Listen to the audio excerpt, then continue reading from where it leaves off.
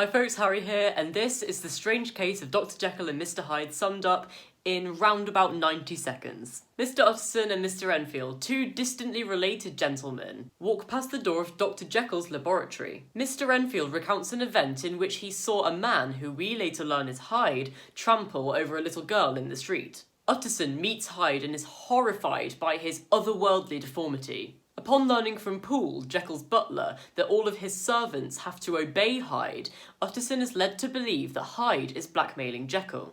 A year later, Hyde murders a gentleman in the street. Utterson is able to identify Hyde as the killer, and he and the police go to his house where he is nowhere to be found. Utterson visits a deadly sick Jekyll, who assures Utterson that Hyde is gone, and he proves this with a letter from Hyde himself. But Hyde's handwriting seems to match Jekyll's. Utterson then visits Dr. Lanyon, who is dying, to discuss Jekyll's health. Lanyon refuses to talk about Jekyll, and shortly after he dies. And he leaves a letter for Utterson which should not be opened until the death or disappearance of Dr. Henry Jekyll. Utterson goes to Jekyll's house, where Poole claims that a voice not belonging to Jekyll is coming from his laboratory. Utterson breaks the door down to discover the body of Hyde, who has committed suicide.